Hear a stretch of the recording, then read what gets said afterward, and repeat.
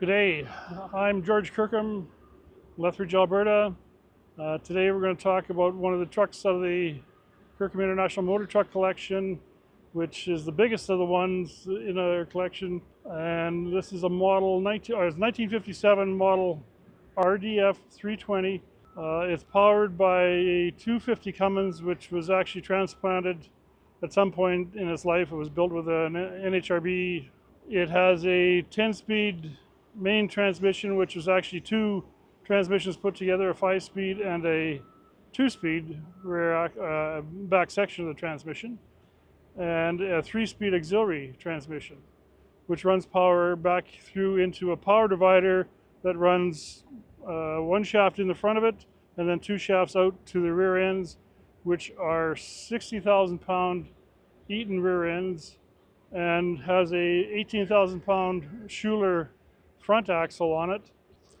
One heavy duty truck. This thing is 42 feet long, 40,000 pounds, almost 9 feet wide at the widest point, a little bit less than that. With the two decks on it is 323-inch wheelbase, which was longer than the normal price book wheelbases listed.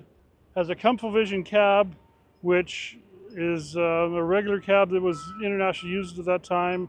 It's the second generation of cab, so it has the bigger side windows and a single large back window, and that cab came out in 55. So this being a 57, it was used in the later version of the cab. The frame on this truck is two C-channel, 10-inch C-channels, and has a 16 and 3/4 inch fish plate on the outside of that, which drops down lower than the C-channels do. So it's got lots of frame. I'm sure this thing had some heavy loads attached to it at some point in time in its life, being an oil field truck. These have very heavy tires and wheels on them too. They're 24-inch rims, so 24-inch wide, and 12-inch face on the tire, so 1224s is what these were, 1224s, and a 13 1/4 inch hole center here, and larger studs on it. So this is bigger than anything we use today. A modern day truck has 11R24/5s, but that's actually a 22-inch rim, where this is a full 24-inch. So these are big, heavy tires, and quite a bit more load capacity and much more substantial than anything we'd have today in normal trucks anyways. It was bought from Ira Wright in the US, and we were overlooking at it, and I got talking to this fellow from California, and he said, well, George, he's got another one, a bigger one. You need to meet this guy. So one thing led to another. We met the next day, and pretty soon we had a deal hatched, and we sent Jerry down for it with a truck and trailer, and hauled her home. A lubrifiner here, chrome lubrifiner, which is an oil filter, these are pretty sought after today by a lot of us old guys looking for trucks, fix up an old truck the way it was. Fenders are steel, heavy steel. I'm not sure if it's 14 gauge steel or 12 gauge, but is very sturdy. Tank's been changed to aluminum tanks on it. It's had an aftermarket sun visor put on it, but all this front end here was built for the oil field work that it's doing. So as you could either get push with this, bump with this, or a lot of times they would tie a winch around here to lift this up and get it leveled up with the top of the deck, working deck on a drill rig. The power divider on the back is a patented piece of equipment that International patented early in the 30s, where they were the first ones to come out with full tandem drives.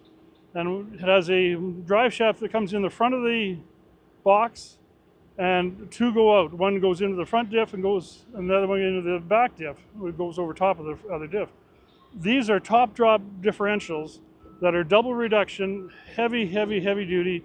You've got big bull gears in there that they just take a lot of abuse, and they're rated at 60,000 pounds. Little slow, it's not very fast going down the road.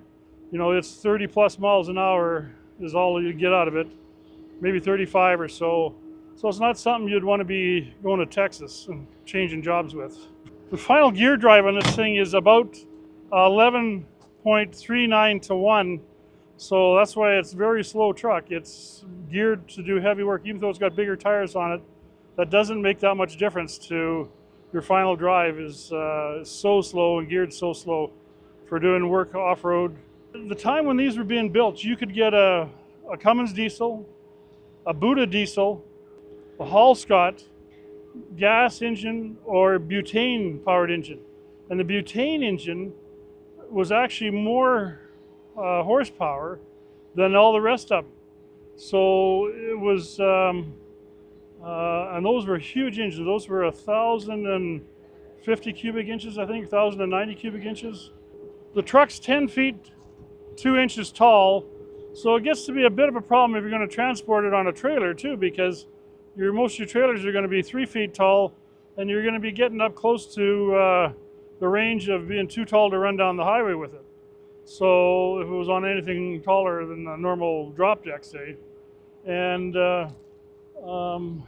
that's the tallest point, which would be the gen poles and the warning light. So here we have 2 Tulsa winches. The big one here is run off a power divider off the auxiliary transmission. The smaller one runs off just a PTO, so it doesn't have as much capacity to pull as the large one does. But the size of the cables on these things are well over an inch thick, so it was doing some heavy work. And also here too, you can see how deep the frame support is here, and there's actually a little bit extra, well, that's welded on there, but here you got almost 17 inches of frame, so lots of strength there. You're not going to be bending the frame when you hook a load to it.